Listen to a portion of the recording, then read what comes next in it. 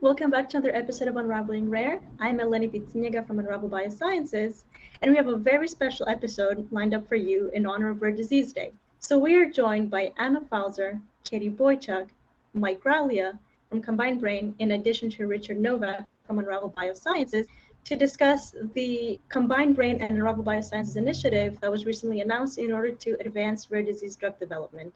So let's start off the video by a couple of round of introductions. So starting alphabetically with you, Anna, please introduce yourself and your role in Combined Brain. So as you mentioned, my name's Anna Pfalzer. I am the Chief Scientific Officer for Combined Brain. I am a translational neuroscientist by training and have spent the better part of the last decade looking for early biomarkers of neurodegeneration with an emphasis on looking for biomarkers of neurodegeneration and pediatric disorders. For some of you who are watching or listening, Combined Brain is an acronym and it stands for Consortium for Outcome Measures and Biomarkers for Neurodevelopmental Disorders. We are a nonprofit consortium. Our primary goal is to speed the path to clinical treatments for people with rare genetic neurological disorders. Certainly, this is a very worthwhile cause, and our unique perspective or approach at Combined Brain is that for all of our initiatives, whether that's biomarker projects, whether that's outcome measure development or validation, drug repurposing screens, which we'll sort of talk about today, our study team designs each project to include voices from patient advocates, scientists, clinicians, and industry representatives. And this process has really allowed us at Combined Brain to make sure that the work we do is not only helpful for scientists and clinicians, but the industry groups that are developing therapeutics for these disorders, and then especially the families whose lives are most impacted by our decisions. Wow, what a tough act to follow. My name is Katie Boychuck, and I'm president of the MED13L Foundation. I'm also mom to Colin, who just turned 4 and has MED13L.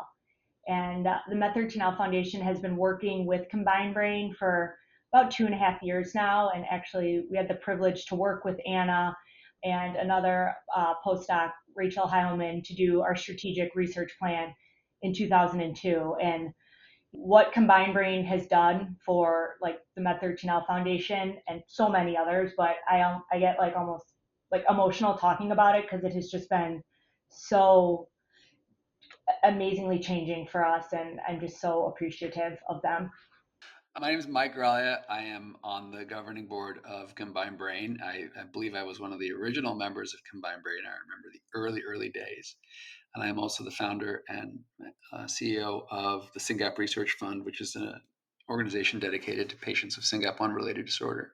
I am a huge advocate of Combined Brain. If there's any rare disease advocate out there who is not a member, I think you should be trying to become a member. We don't let everyone in, but please try. And I think Katie's comments around Anna are appropriate and important because that's what Combined Brain does, right? Combined Brain takes important resources and opportunities that any one individual group would struggle to identify, diligence, understand, and activate, and brings them to the broader community because Combined Brain has the resources and the leadership to have people like Anna on staff. And that's exactly what we're going to talk about today. Unravel is just another one of those opportunities, right? Like it's something that I believe everyone should be doing. I learned about Unravel. It took me a little while to understand it, but once we got it, I said we should do this, and then Combined Brain did it, and here we are. I'm really happy to be here and grateful to be included in this because I think this Unravel's an excellent group, and Katie and Anna are great partners. Well, speaking of tough facts to follow, so I'm Richard Novak, co-founder and CEO of Unravel. My background is in bioengineering, tool making, drug discovery. I was helping spin out companies out of the Wyss Institute at Harvard for many years, and then spun myself out together with my co-founder, Frederick Vigneault. And we started Unravel really to change how we do drug discovery. We found that came to the realization that drug discovery really doesn't work in general, and especially not in the case of rare disease, between the cost and time and lack of success historically. And we said, there's got to be a better way. And my background's actually more in engineering. And so we really took a product engineering approach and started Unravel with no assumptions, no preconceived notions of how things should be or could be, or what people typically do. But what do we do? How do we make things work? Start with the desired outcome and work backwards. And one thing that became very apparent over the last 3.5 years or so that we've been active as a standalone company is really we need to partner with patients. Patient advocacy groups already do that, but how can we do that at a large enough scale to where we make rare not just something we should do and nice philanthropic goals, but let's make it actually make commercial sense. Let's make it not just make commercial sense, but let's make it attractive. Let's make people fight over who gets to work with you guys, right? And this is what really attracted us with Combined Brain and the various PAGs or patient advocacy groups. For those uninitiated, working with the PAGs is a must. And we see the passion and the excitement and then just the sheer knowledge that's present in the community. And it's speaking as a biotech entrepreneur, it's dumb not to take advantage of that opportunity when it arises. And let's find a way to make it a win-win for everyone. Let's advance therapeutics for everyone. And so one thing that Unravel is doing in a very unique way, we take data directly from patients. It's RNA that we use, and using essentially these complex networks and AI and this whole magic black box situation, we want to ask the critical question, what actually helps a patient? And for that, you have to go start with and end up in the patients. And so we built a whole infrastructure around that. And I think what we'll be discussing today is a very key step in building out these partnerships that gives us the scale collectively to advance therapeutics in the rare disease space. So really excited for this collaboration. Perfect. Well, thank you everyone for giving all these amazing introductions. Anna, please give us some more background about the Combined Brain and Unravel study. We've been talking about it so far, but let's find out what that study actually is. When we first started talking with Unravel, there were a handful of groups like groups like Mike and Katie's that were thinking about doing a smaller one-on-one project with Richard and his team at Unravel. But then, as I think a lot of scientists can appreciate, even though most of our disorders have very different genetic etiologies, cellular pathways that are disturbed or otherwise implicated in many of these disorders are shared. And so it makes all of the sense in the world that some of the small molecules or compounds that will come out of an unraveled project like this will be shared across a lot of disorders. And so that was one of the primary things that made me think, and I think Richard saw this potential very early on too, is we need to do a massive across disorder project, and we will be maybe surprised at the number of hits that are implicated as potentially beneficial for 10 to 20 to 30 different disorders, which I think when we're talking about getting non-academic partners interested in rare, this is a really clear, awesome, exciting example of that. And I'm quite frankly really excited to see what comes out of this. Yeah, and just to build on that, from the biotech perspective, right? We completely agree that the only way we can make, especially the ultra rare diseases, commercially attractive is by bundling them together with other diseases, so that the overall market, which is represented by the number of patients, is bigger than any one of those diagnoses. And the biology backs us up on this. There have been many cases where, let's say, a specific anti-seizure drug is used across a whole number of disorders, independent of the cause of it. It's a scientific challenge, and that's something that Unravel has been, as the name implies, unraveling using a personalized medicine approach. Now, with this collaboration, the idea is that the samples would really come from the Combined Brain consortium, as something you guys have been fantastic at doing with your roadshows and working even directly with patients in their homes, sending clinicians or clinical teams to collect samples, integrating that with the power of Unravel's computational platform and finding these shared therapeutic mechanisms. Because the idea is Anna highlighted, we can't tackle the 15,000 rare diseases one at a time. That's just impossible. But if we can tackle 20, 30 at a time with the same drug program, it has two implications. One, it's more patients, more diagnoses getting treated. That's one. Two, you can syndicate the drug development. Now, each PAG doesn't have to pay for the full freight of their own drug, even though they're going to get their own drug as a result. It's not just a byproduct of somebody else's pipeline. It is their pipeline, but they're sharing only a fractional piece of it. And so that's what we're trying to do in Rare, is to really change the scale of how we go about it, go from the sort of artisanal one by one approach. That's how you start. But I think we're at a position now with AI and high power compute and the PAGs coming together in really novel ways. Now is the time to make some really innovative changes. And then, let's make this a biotech effort. Let's make this really attractive to everybody that cares about health and pediatrics and rare disease. But even if you're in it just to make money, good for you. Like, let's work together and let's make this actually make commercial investment sense as much as the science and philanthropic and frankly ethical aspects that are part of this. Yeah, I agree. I think it's important to realize that when you get a genetic diagnosis for a monogenic disease, you start at like one of the darkest levels of hell, right? Like there's autism, there's epilepsy, there's ID, there's all of the above, there's uncurable genetic disease, blah, blah, blah, blah, blah.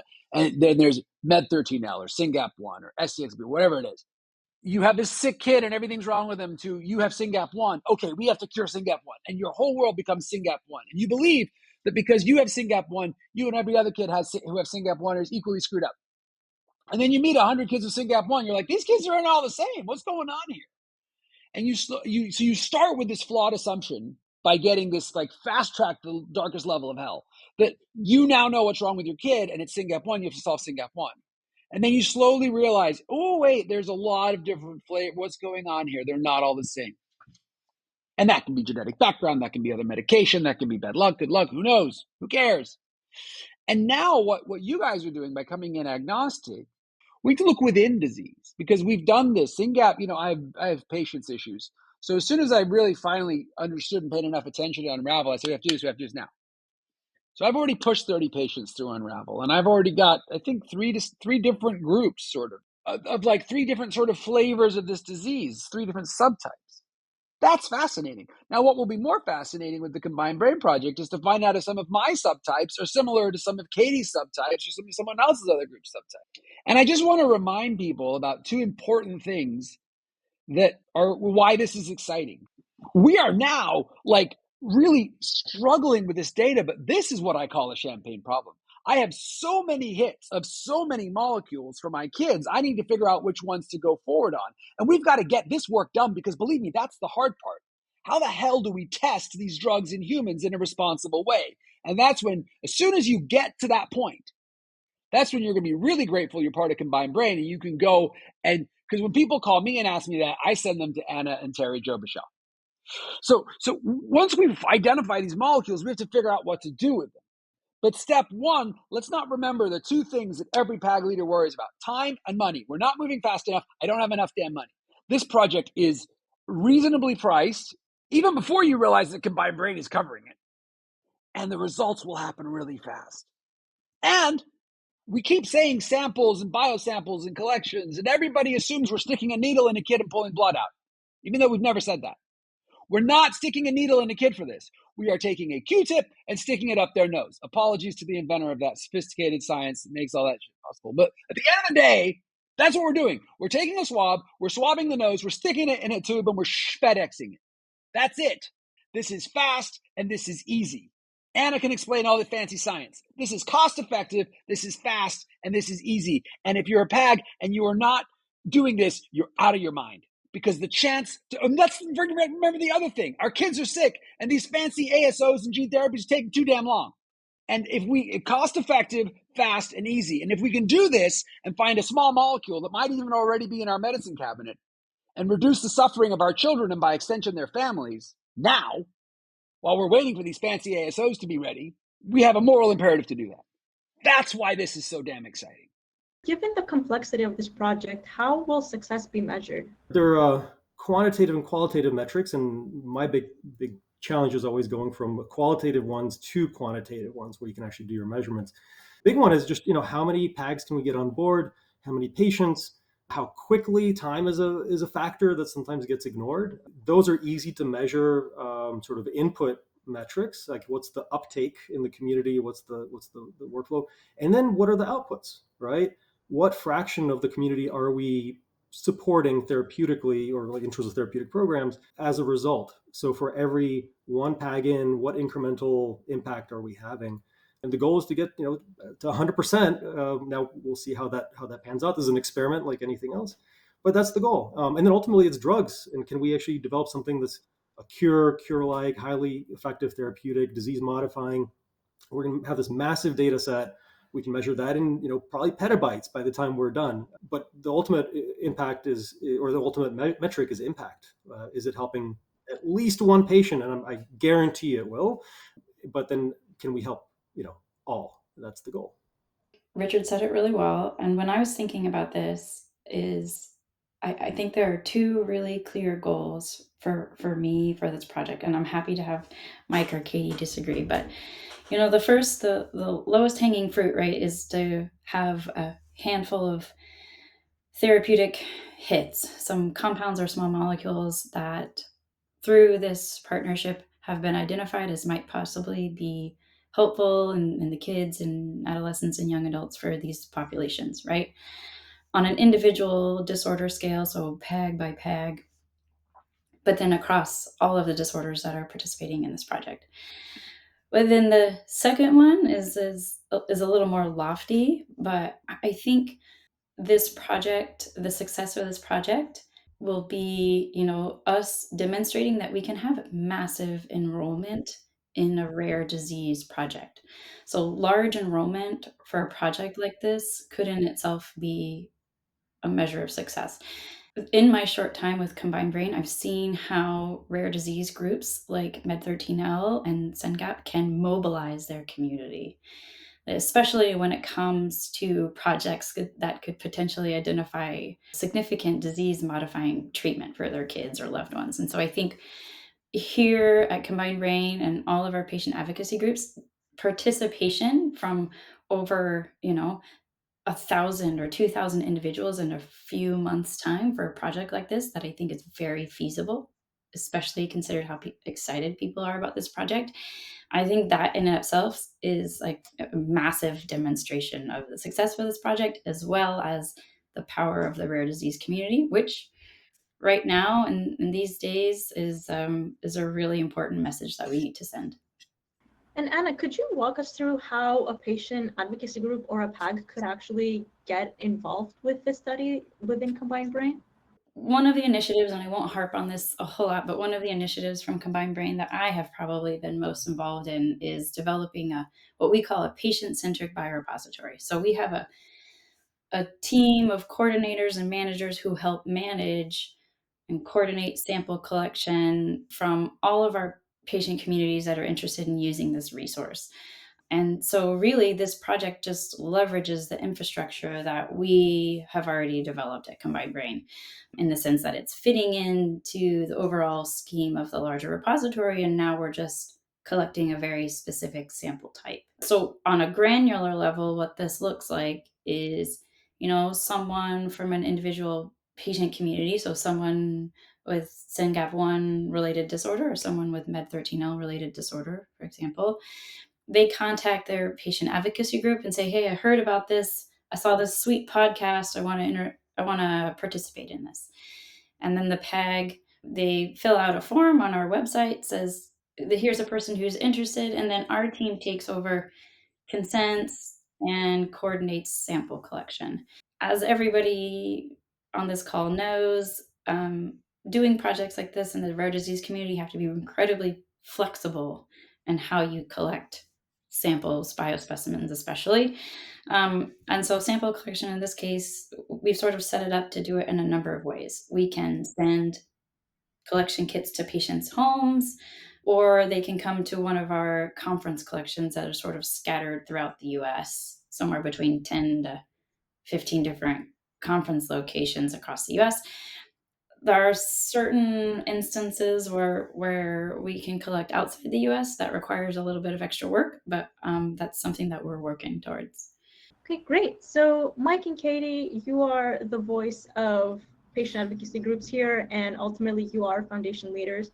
So I would like to hear your opinion about how you think that categorizing patients based on a therapeutic response group rather than based on their disease might impact drug development strategy for not only Combined Brain, but also your foundations. So I was thinking about this question, and I think anytime you're keeping the patient, or patients in this case, at the center, you're setting yourself up for success. You're mitigating the risk for side effects, you're mitigating the risk of ineffective treatments, and you're building a community where there wasn't necessarily one before. I think you're winning not just as a business model, but more importantly as the patient. And I think we've been looking at all the individual rare disease groups as just individual Lego blocks. And we've just been asking all the questions about this individual Lego block and what makes this different. And kind of taking a step back and saying, how do these Lego blocks all fit together and what makes us the same? And I really appreciate that that's what you guys are doing, because I think that's the question we really should start asking.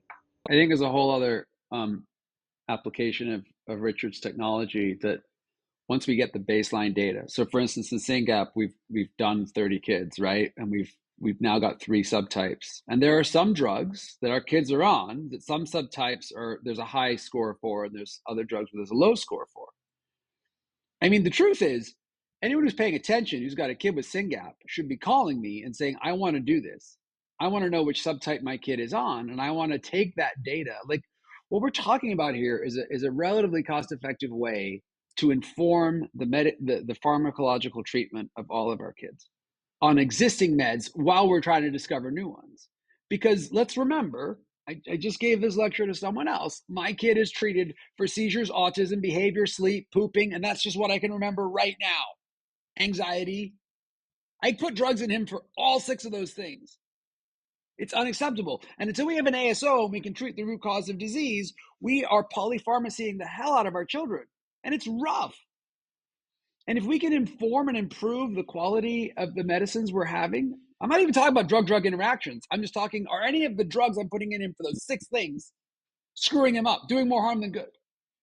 And if this kind of RNA sequencing can tell us that that's the case, then we're good, right? How the hell are we not doing this for all of our patients? This is the tip of a massive iceberg, and it wouldn't be possible without Combined Brain.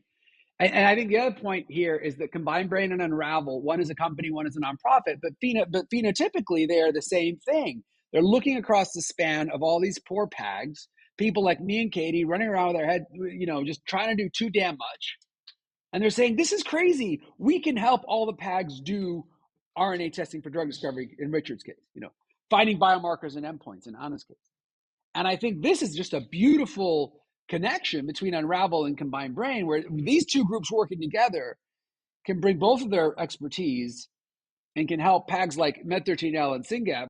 And we can now help all these kids whose parents are, like me, exhausted and hot messes and stretched too thin. And I'm just so grateful that people as smart as Richard and Anna are here creating solutions and bringing them to us in a way that are cost-effective, easy, and cheap. Without you guys here, we wouldn't be as far as we are. And now we have the new problems of, okay, how do you test these drugs? And so, Katie, for you personally, what do you think is the potential of this project to redefining how communities, pharmaceutical companies, and just everyone as a whole thinks about rare diseases? Well, I think, rare disease, the word rare disease in itself is a PR nightmare. Like, we gotta be a little mindful of that maybe. There's as many people with rare disease as there are with type 2 diabetes. And everyone knows what type 2 diabetes is. And it's not a one-size-fits-all model. It looks very different, and the medication required for everybody is very different. But everybody knows about it. There are a plethora of medications and pharmaceutical companies interested, and a lot of money. And, rare disease, the same number, yet we only have about 5% have an FDA-approved treatment. I mean, that's a health crisis. So we have to take this business model. We have to come together and show pharmaceutical companies, biotech, everybody, that we are so much bigger than you think we are. And this does make a business model sense. We all need to pay to keep the lights on. I do understand that. But it does make sense for you to invest in us. Yeah, and just to kind of layer on that on the industry side, the industry's dealing with this problem, but ignoring it largely. And one recent example was two phase 3 clinical trial failures with soticlestat in basically Lennox-Gastaut and Dravet syndrome. It works spectacularly well for about a third of the patients. And they knew that in phase 2, and they sort of ignored it going to the phase 3 studies, and they were just on the wrong side of statistical significance. Very close, very, very close, but not, close but no cigar, as they say. And so that otherwise good drug is cut, right? And just think of the sheer millions and hundreds of millions of dollars going into that, only for it to not lead to anything. And that's unfortunately common. And what if, right? Fast forward 5 years from now, maybe not even, maybe a year or two from now, we have all this insight into this rare disease that's not rare, it's just fragmented. We have this insight into that. Now we can say, hey, this is what we call it within Unravel, therapeutic response group, right? It will respond to drug A. Let's do this basket trial for all those patients. And you know what? You might get 80, 90% responders at that point, which would be overwhelmingly significant. And then the FDA will look favorably upon that, presumably, and so on. This is what we have to do. But the problem is that the drug development was not built for rare disease, and it is our responsibility to change that. And I think that this is highlighting one really key step. Now that all the individual pieces were done, the fantastic advocacy groups coming together, the consortium of Combined Brain bringing those groups together, and Unravel's take on the very traditional drug development path being a little bit different.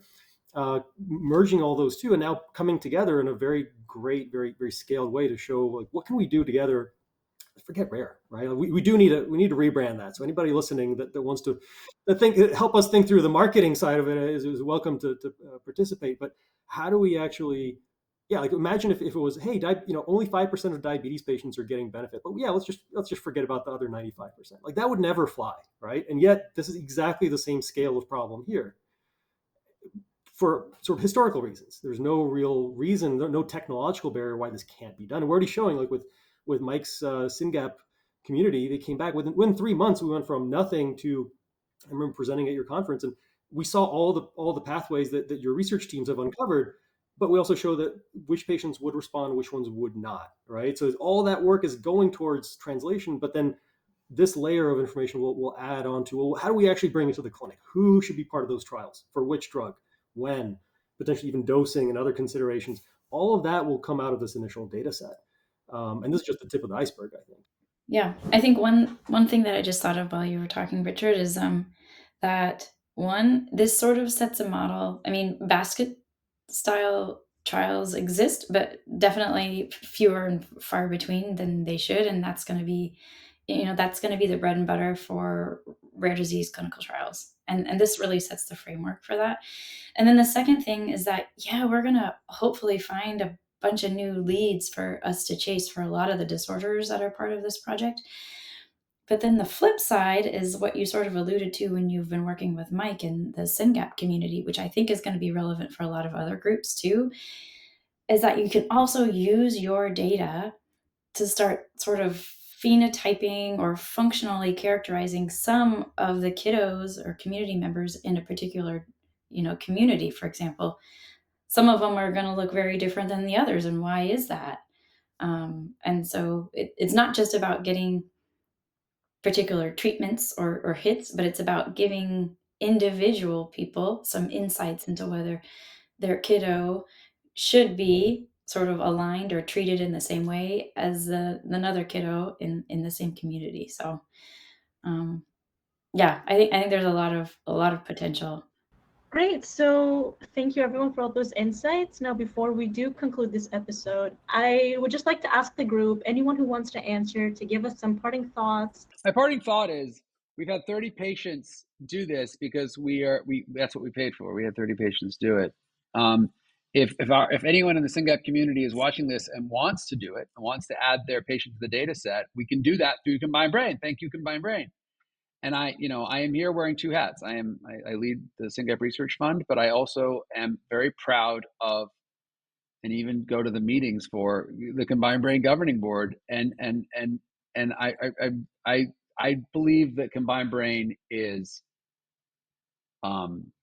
just an exceptional organization that is helping a lot of PAGs. And the people who lead it, Anna and Terry Jo Bichelle and others, could all probably make more money somewhere else.